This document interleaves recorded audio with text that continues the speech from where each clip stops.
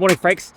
How good is it when it's like 28 degrees at 5 a.m. on your run and the sun's down? It's like you get that heat training, but you don't have to deal with the sun destroying your skin. It's fucking epic. Also, since I've been getting up at like 4 a.m. recently and getting running earlier, the head torch is so good. It's back to head torch season, the best kind of season. Now today, I want to talk about something that I've discovered recently that I love and what I hate. And that is that I love trails and I fucking hate concrete with a passion. Because concrete absolutely sucks. And I'm going to explain to you guys exactly why in thorough scientific detail. But I want you guys to let me know in the comments below how much you like concrete out of 10. And if it's a 1, explain why. And if it's a 10, explain why too.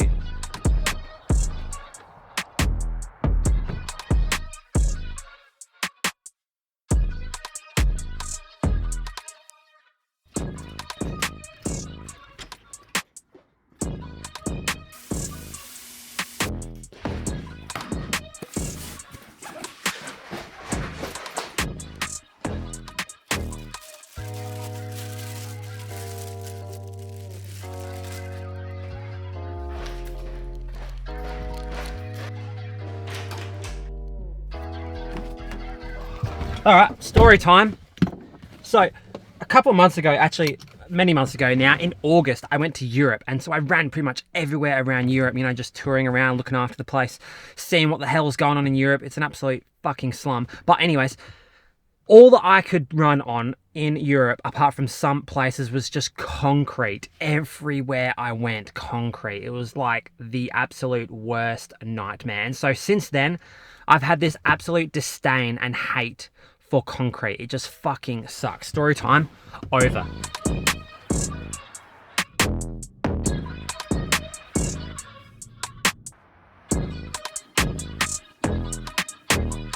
Like, why does every country in the world spam concrete absolutely everywhere? In every single fun place to run, there's always concrete, man. I'm sick of it. Like, did you know that there's this black market for sand? Because we're actually running out of sand because we're making so much concrete around the world that they have like these black market boats in Indonesia that dig the sand out of rivers and beaches and stuff so that China and America and probably us too can continue to build these fucking buildings and shit. Like, God damn it, are we ruining the planet with concrete and sand? And on top of that, it's making running way worse. Like, what is the point? Oh. Concrete sucks.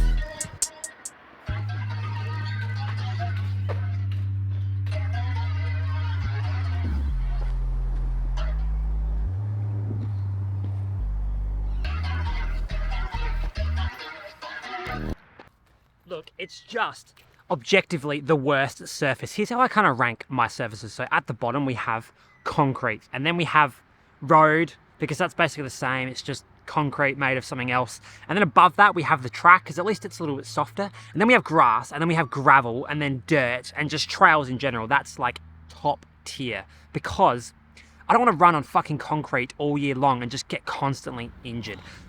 Plus, you can't really stretch on concrete, can you? No.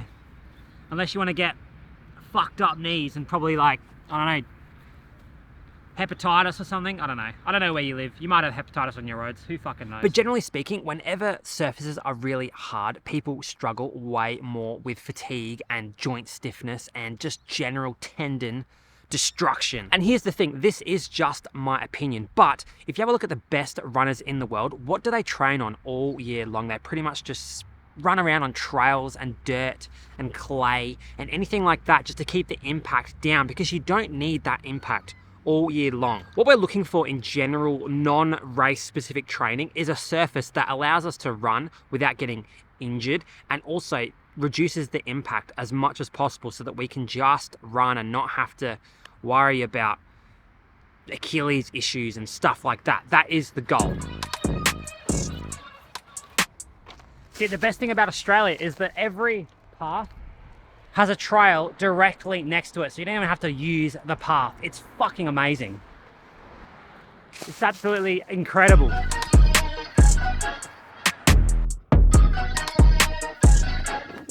All right, time for work.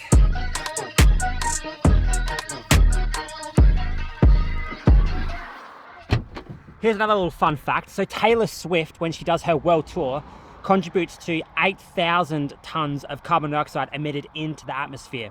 But concrete is so toxic, okay, that Taylor Swift would have to go on 63.5 world tours to equal the amount of emissions that concrete creates in one fucking year. It's absolutely shit. How's that for a fun fact, hey?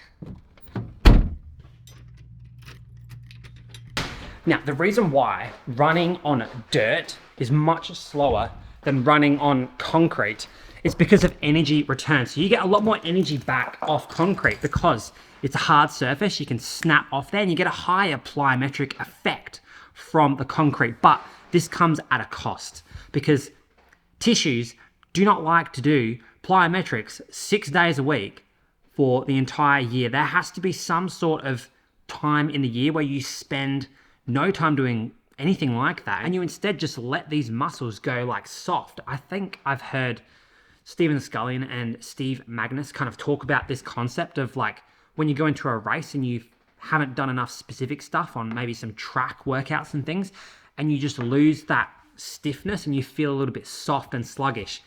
What we want is to have that for most of the year and then transition onto concrete and pavement and more specific stuff for races once we need to get that plyometric specificity of running really fast. I actually think that spending a lot more time on dirt and grass tracks and tracks themselves in nice cushioned shoes are going to be super beneficial for most people. Like, I really believe that the reason why shoes are getting bigger and bigger and bigger and you have max cushioned everything these days is because a lot of people are just running on concrete all year round, and it's absolutely brutal on your ankles and Achilles and feet themselves and knees and everything basically. And so these shoes are coming out and people are really liking them when really they could just continue wearing normal-ish shoes and just spend a little bit more time in the week on dirt and on maybe like dirt tracks or grass or anything just to drop the load a little bit. And you might be able to increase your longevity in running if you do this quite a lot. So here's how I would structure my training.